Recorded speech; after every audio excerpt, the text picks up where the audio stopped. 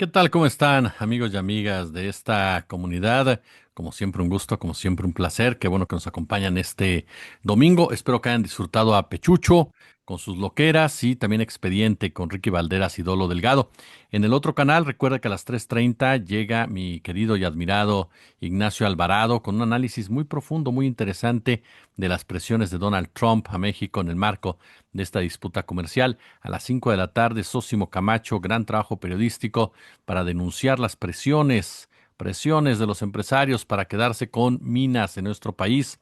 A las 6:30, Luis Guillermo Hernández en las charlas con Luis Guillermo, una platicada ahí interesantona, relajada sobre la figura de Omar García Harfuch.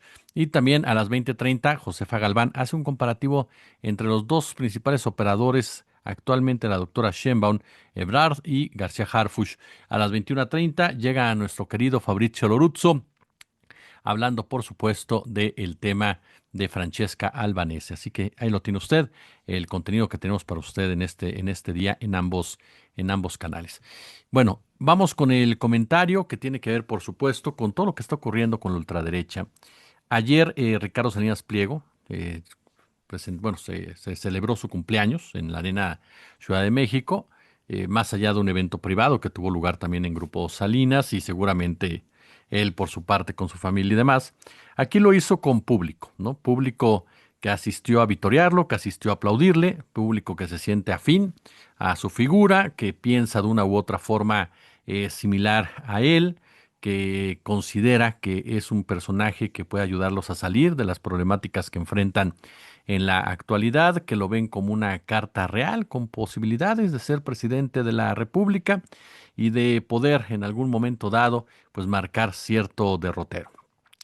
En este evento hubo música, por supuesto, amenizada, se esperaba, hay que hacer un buen show y aparecieron conductores de Televisión Azteca que han sido críticos con la 4T desde antes de que fuera considerada 4T, periodistas que siempre han tenido una carga conservadora muy enraizada y que no han dudado en mostrarla y que no han sido los personajes más éticos profesionalmente hablando de la industria. ¿A qué me refiero?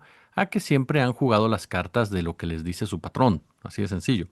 Es el caso, por ejemplo, de Javier Alatorre. Javier es un hombre que tiene muchos años en Televisión Azteca, siendo el rostro de Televisión Azteca pues prácticamente desde su nacimiento, y lo ha hecho gracias a su cercanía con Ricardo Salinas Pliego, a ser un hombre leal a Ricardo Salinas Pliego, no a la comunicación, no al periodismo, sino a Salinas Pliego, y este lo ha protegido, ¿no? En todos los sentidos, lo ha impulsado, lo ha mantenido a pesar de grillas, broncas y disputas internas en Azteca, como sucede en todas las empresas. Pero Javier ya tiene un tiempo que no se puede considerar a sí mismo periodista, aunque él de repente, pues como otros tantos, quiere engañarse con el paso, ¿no? de los años. Y es que pasa algo muy simpático, ¿sabe?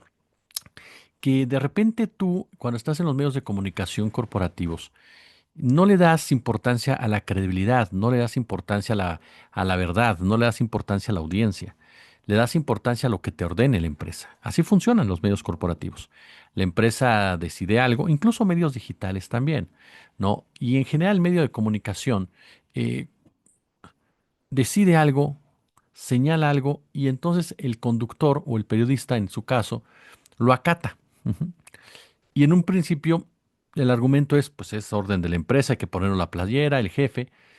Y después, cuando ese tipo de decisiones que tomas sin ningún tipo pues de norma ética, sin ningún tipo de norma conductual o profesional, y dejándote llevar pues por privilegios, seguridad laboral y demás, se te revierte y entonces ya no se te considera periodista, ya no se te considera una persona con un liderazgo de opinión sano. Entonces tú empiezas a exigir que se te diga, porque les duele, déjame decirle eso, les duele mucho a todos y cada uno de ellos y de ellas, les duele mucho que no se les llame periodistas, que se les cuestione en ese marco, a pesar que durante años dejaron de ejercer el periodismo como tal, ¿no? Para abocarse a otro tipo de intereses.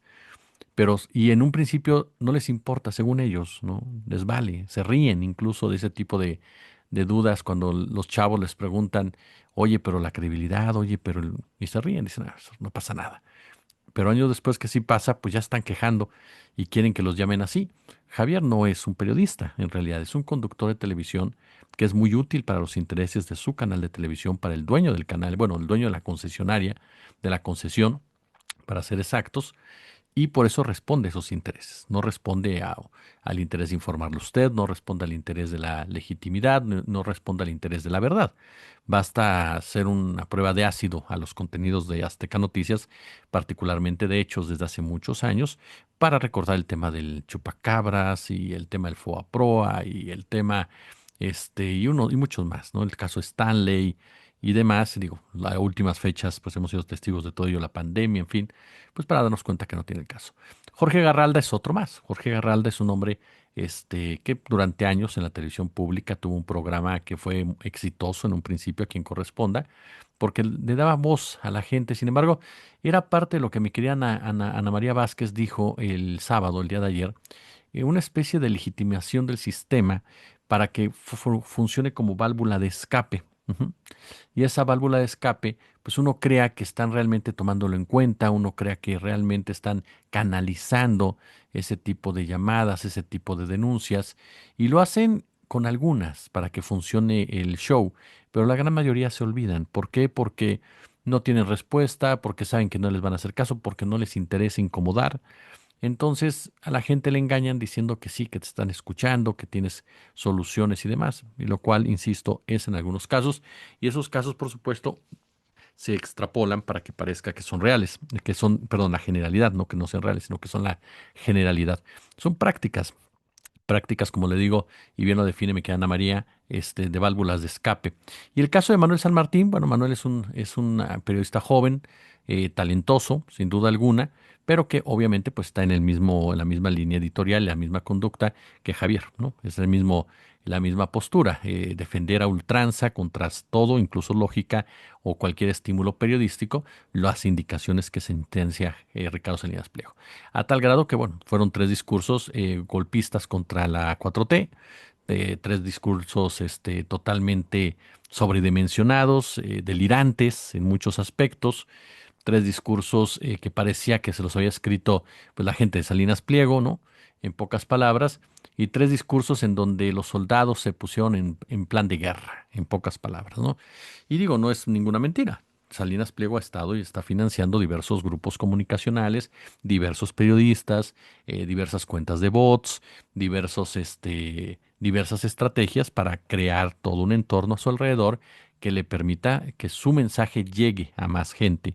No están blofeando. Eso es lo que les he dicho siempre, no están blofeando. Entonces, claro que están invirtiendo muchísimo dinero en varios periodistas que supuestamente son independientes, no lo son, en varios influencers, en varias, insisto, agencias estas que hay en X sobre todo. Yo por eso me he ido de X porque es muy complejo. Demasiadas agencias ahí ya metidas, muy poca gente.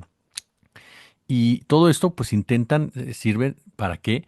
Pues para manipular la verdad, ¿no? Para manipular los mensajes, para lanzar campañas de odio, en fin, y para posicionar discursos. Y Salinas Pliego está en ese negocio.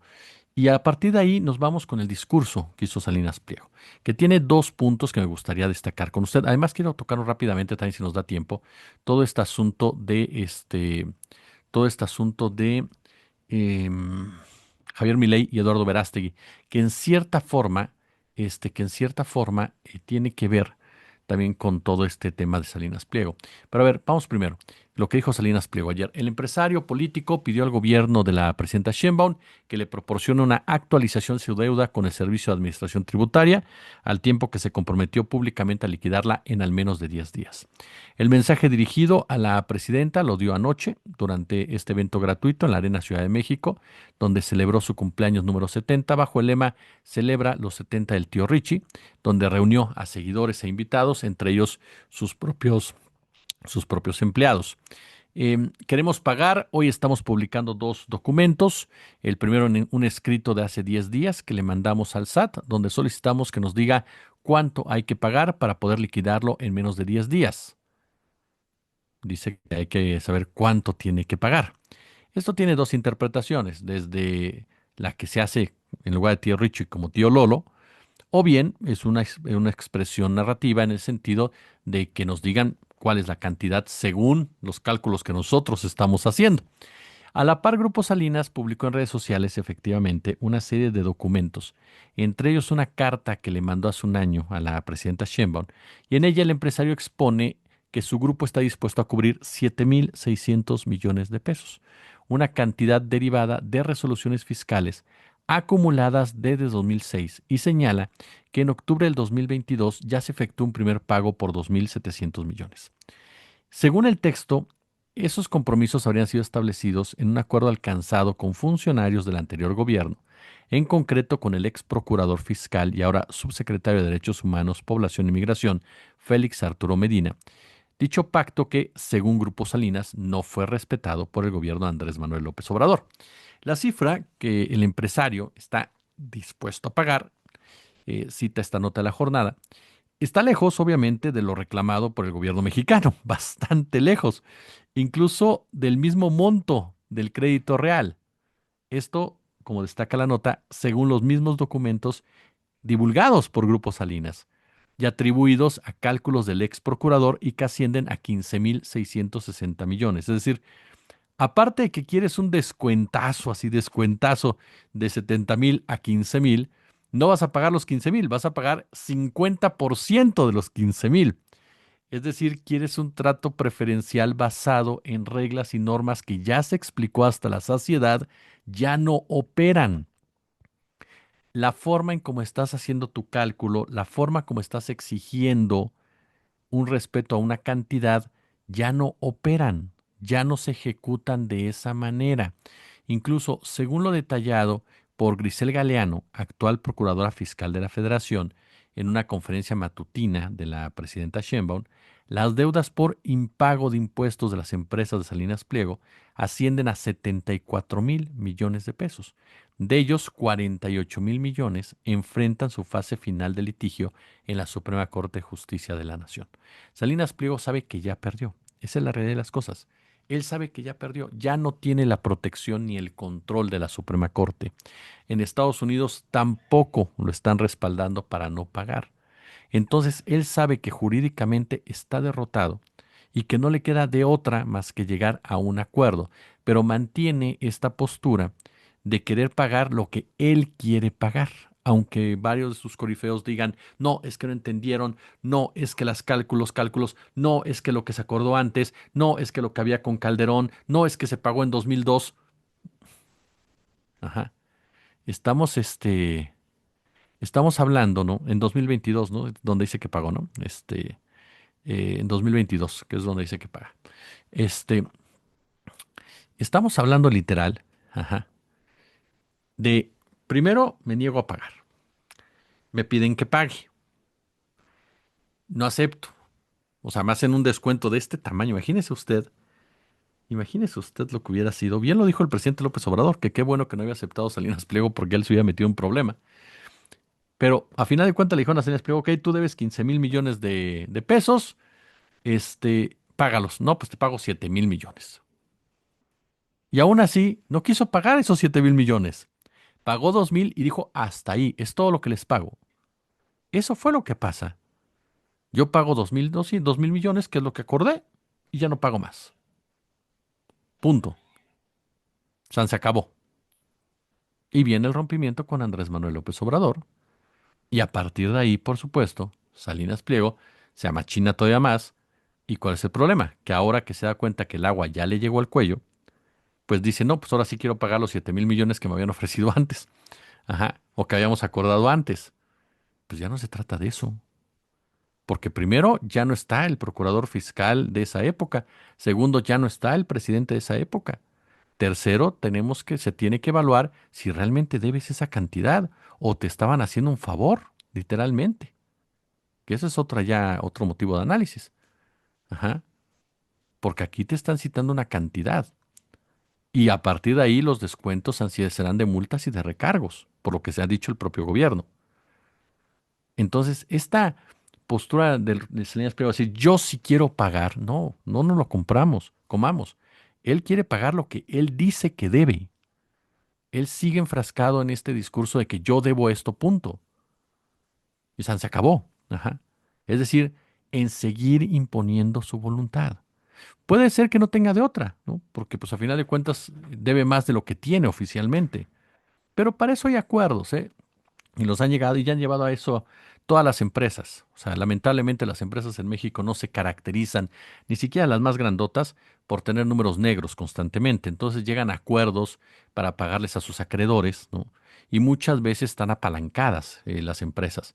Y por lo mismo tienen que acordar, oye, pues te pago tanto en tanto tiempo, te voy dando mensualmente tanto. ¿Sí me entiende? O sea, eso es lo que llegan a acuerdos, pero terminan pagando las cantidades que realmente deben y no las que dicen que deben, que son cosas diferentes. Entonces me parece que aquí Salinas Pliego está aceptando, sí, ya perdí, pero, pero voy a ganar, pagando únicamente lo que a mí me interesa. Eso por un lado. El otro punto que me parece, y por eso les digo, no hay que creer ese discurso de yo sí quiero pagar y es el gobierno que no quiere pagar y que cuando yo pague, ¿qué va a hacer el gobierno? Bueno, eso a usted no le importa. Perdón que lo diga así. El gobierno va a invertir su dinero en lo que tiene que invertirlo. Usted pague lo que debe y ya. Y exija que se invierta bien. Eso sí, ahí sí, tiene todo el derecho. Diga, yo pagué mis impuestos y no hay vigilancia, no hay seguridad, en qué se gastaron mis impuestos. Ahí tiene todo el derecho como ciudadano a exigir en que nos digan en qué se gastan nuestros impuestos, como cualquiera de nosotros, que eso es lo que no le gusta, que lo comparen con cualquiera de nosotros, Ricardo Salinas Pliego. Pero ¿cuál es el tema aquí? Y el tema determinante en todos los sentidos. El afán, por supuesto, de decirle a la presidenta, yo sí quiero pagar, ustedes no, ¿no? Así de claro, ¿no? Yo sí quiero pagar, ustedes no. Ustedes no lo aceptan, ustedes son los que están, los que están detrás de nosotros, ¿no? Los que me quieren eliminar porque soy un peligro para ustedes. No, no nos perdamos en eso. El Señor quiere pagar lo que Él dice que debe, es decir, quiere seguir imponiendo sus condiciones, quiere seguir imponiéndose al Estado como tal. Y el otro punto que vale la pena comentar es un clip de su discurso que a mí me parece también muy interesante en muchos sentidos. Y déjeme extenderme un poquito, en donde él habla de los valores cristianos. Este clip me parece muy profundo y me parece que demuestra lo que César Pineda dijo en su cápsula. Vea la cápsula de César Pineda, está buenísima para entender todo este rollo de patria, libertad y demás. Y aquí Salinas Pliego sigue reagrupándose y aliándose con los sectores más conservadores de este país.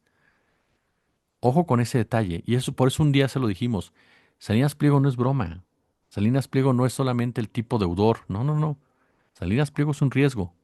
Porque sí tienen una idea de cómo vertebrarse. ¿Qué tan peligrosos pueden llegar a ser? Ya depende de otros factores. Pero sí tienen una idea. Lo que hizo el PAN fue un cierre de filas para incorporarse a toda esa postura global que domina, que es el ultraconservadurismo. Y Salinas Pliego va en esa dirección igualmente. Por eso, pues incluso habló de no fornicar, por ejemplo, ¿no? Habló de, claro, ¿no? De echarle ganas, de levantarse temprano, de trabajar duro, como la llave del éxito, es decir, la actitud meritocrática del echeleganismo de siempre. Pero me llamó mucho la atención esta alianza en centrar los valores cristianos como tal, y así lo dijo, los valores cristianos para poder salir adelante. Y aquí es importante profundizarlo, si me permite. Me voy a llevar un poquito de tiempo, pero a ver, ahí le va. La escena política contemporánea en América Latina, desde las plazas de Buenos Aires hasta los foros conservadores en la Ciudad de México, está de acuerdo que ya está poblada por un fenómeno aparentemente sencillo y que, sin embargo, es profundamente contradictorio. La apropiación de valores y de símbolos cristianos por parte de sectores de la ultraderecha.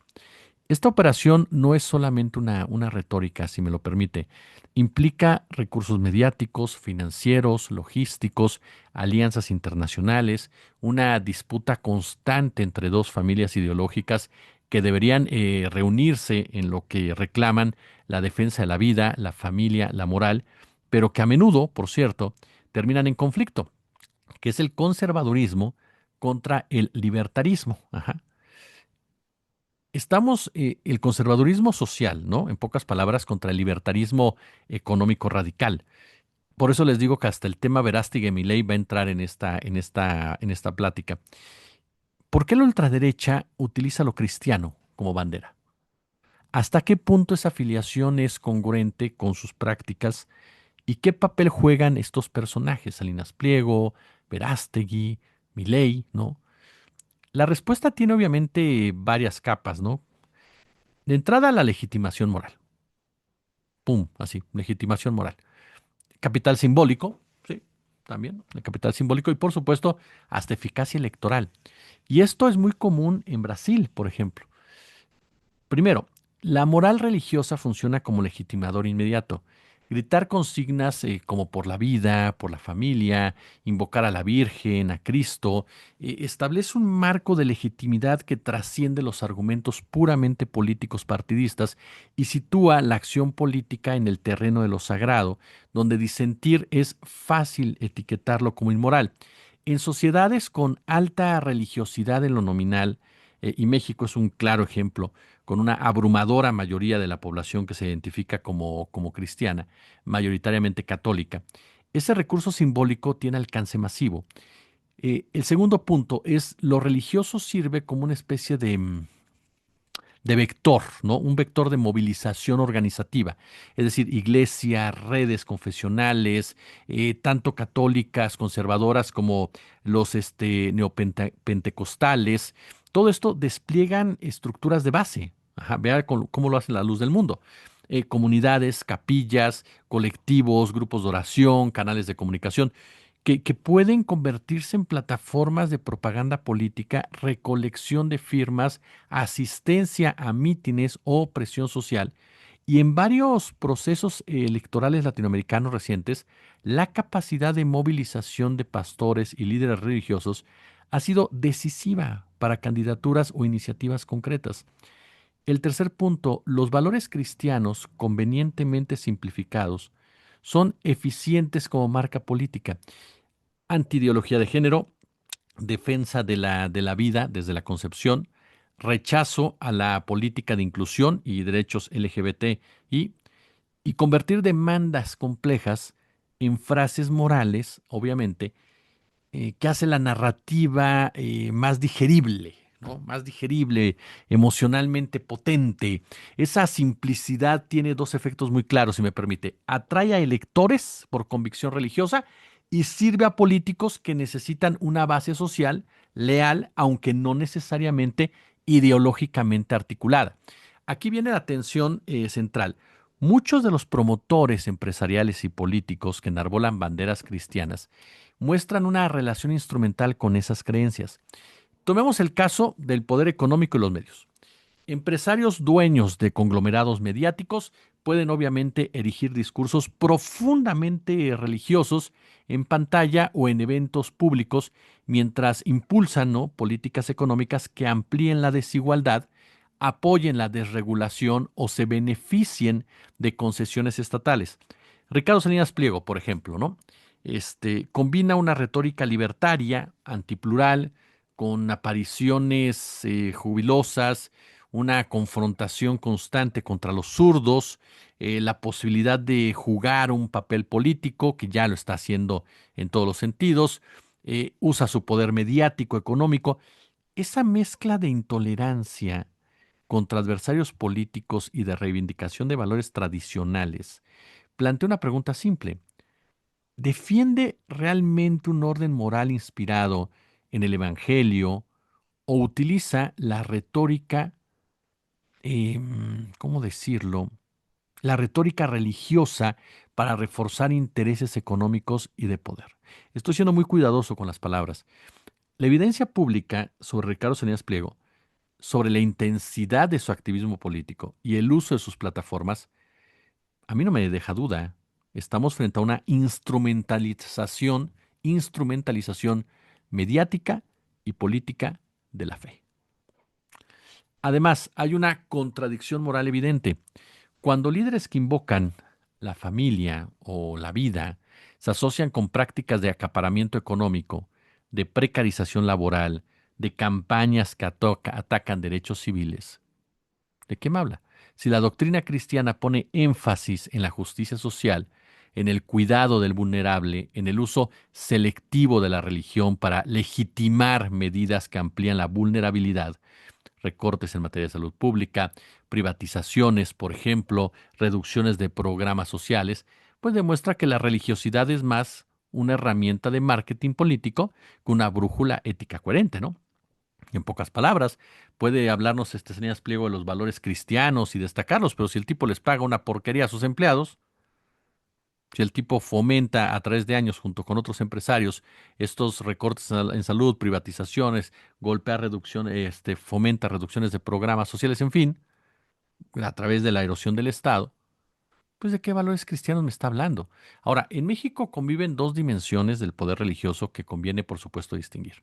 La jerarquía tradicional católica y esta oleada neopentecostal evangélica.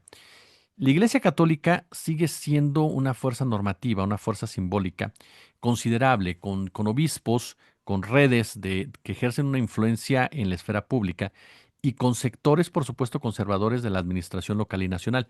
Ahora, aunque la Iglesia, ¿no? La Iglesia institucional suele querer mantener una cierta separación de la política de partido, hay sectores más militantes que se aproximan a movimientos y candidatos conservadores. ¿Cuántos padres sacerdotes no han pedido no votar por Morena? Norberto Rivera era un personaje clave para las campañas en contra del entonces PRD, aunque tuvo buena relación con Cárdenas y con Andrés Manuel. La realidad es que era un personaje profundamente conservador. La iglesia es conservadora como tal.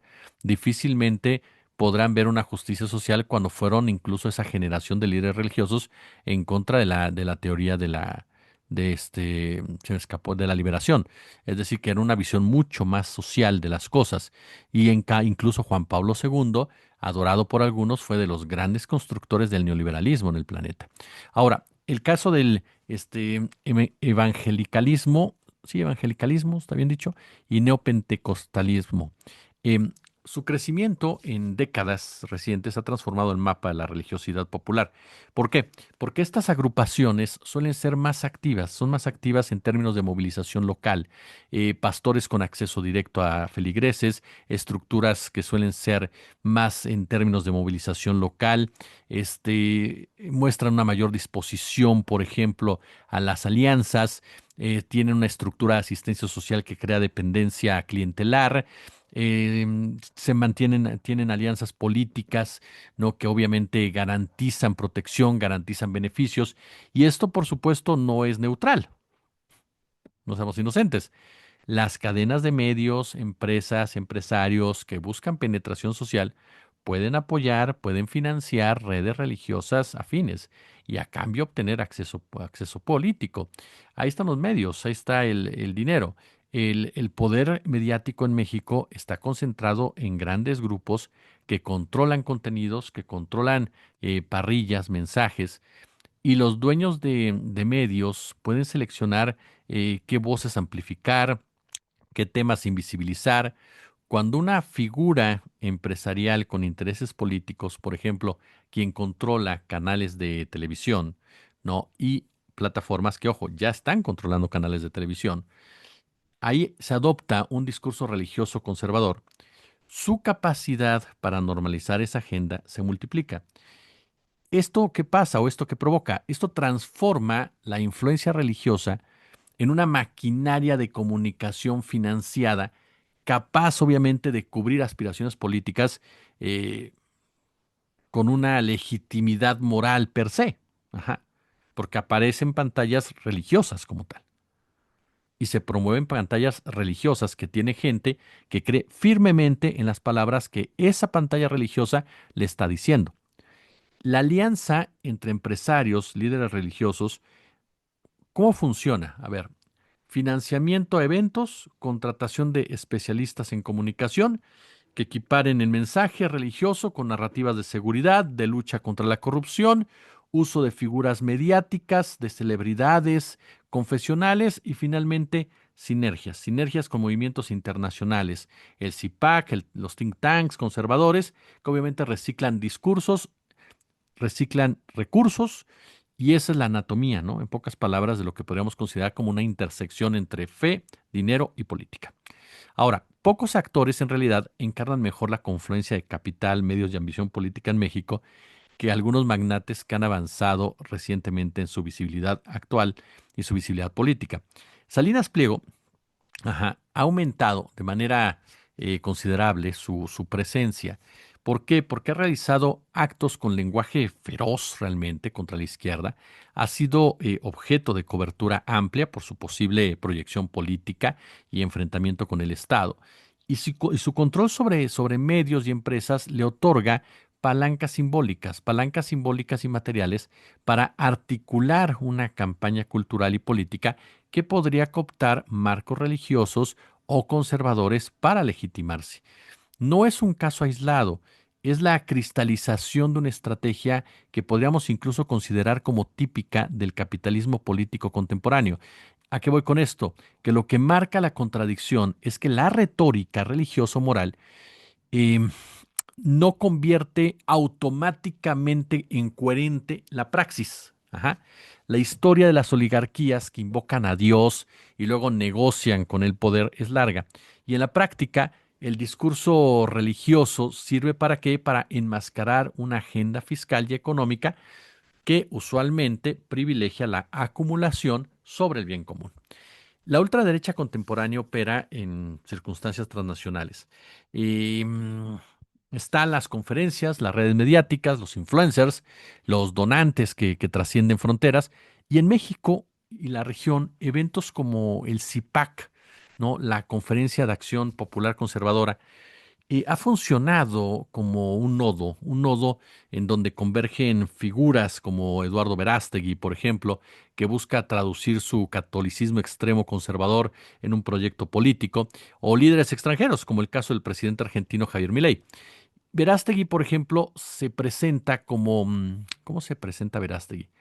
Como un líder que articula política y fe, apoyándose en un discurso antiprogresista sobre género y familia. Y su presencia en foros y su tentativa de construir un partido muestran cómo el local y el global se alimentan mutuamente.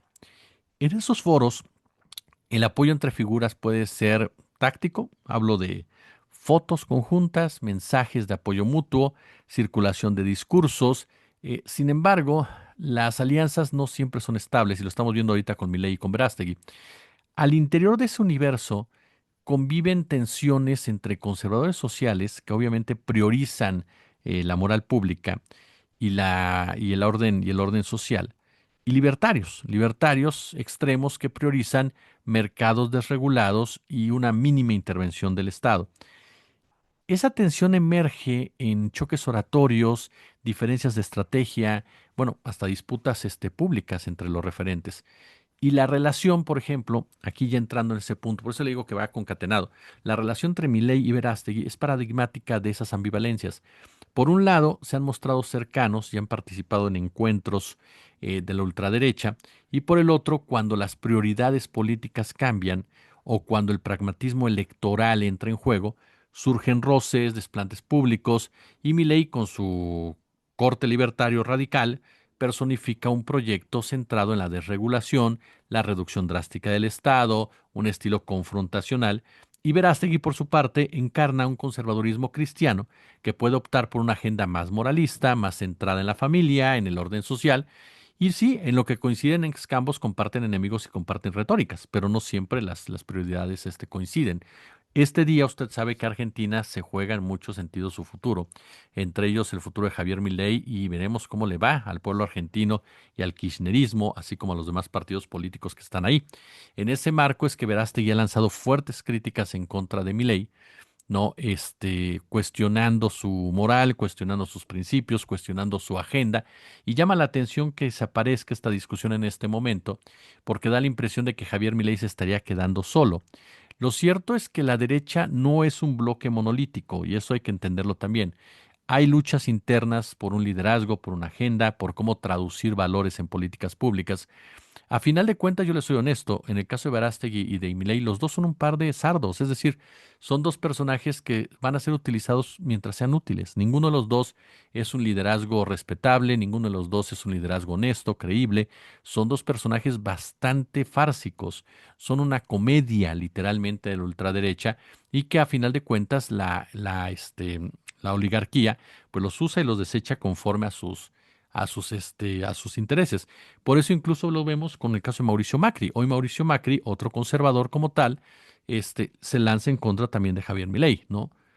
¿Por qué? Porque le recuerda que su adición no es incondicional y porque a final de cuentas, aun y cuando tienen a los mismos enemigos, también llegan a tener estas diferencias como tales que cuestionan ciertas hegemonías como puede ser la libertaria, ¿no? Se está quedando solo Milei, todo es una farsa. Bueno, aquí habrá que ver cómo se desarrollan estas elecciones. Milei tiene el apoyo de los Estados Unidos, Trump que se ha metido hasta las cachas en el tema argentino, ¿no? Pero en realidad me parece que el pueblo argentino, como bien lo dijo el otro día Federico Bonazzo, se estará dando cuenta poco a poco del desastre que es este personaje en todos los sentidos. Yo únicamente concluyo, y perdón que me haya extendido un poco, en que la utilización de la fe cristiana, y lo vimos con Salinas Pliego, eh, caray, funciona así como un atajo de legitimidad. Es eficaz porque apela a lo que mucha gente considera inalienable, pero en el fondo, ojo con eso, es un atajo, no una ruta ética. No lo perdamos de vista, es un atajo, no una ruta ética. La verdadera coherencia creíble exige políticas que pongan en el centro la dignidad humana, la justicia social y también la solidaridad, ¿no? Y no solamente eslogans como los que escuchamos, ni mucho menos. Para mí es una falta de respeto que se manipule así la religión, porque hay gente buena en todas las religiones que de verdad creen en ellas y que de verdad tienen una fe inmensa y que los instrumentalicen de esa forma sus propios valores, pues tendría que ser un insulto en muchos aspectos. Pero y del otro, pues el señor quiere pagar lo que quiere pagar. No quiere pagar más que lo que él quiere. Y de mi ley, pues veremos si es la caída de mi ley y con él la caída libertaria en muchos sentidos o pulgares arriba. Como siempre un gusto, como siempre un verdadero, pero verdadero placer. Gracias.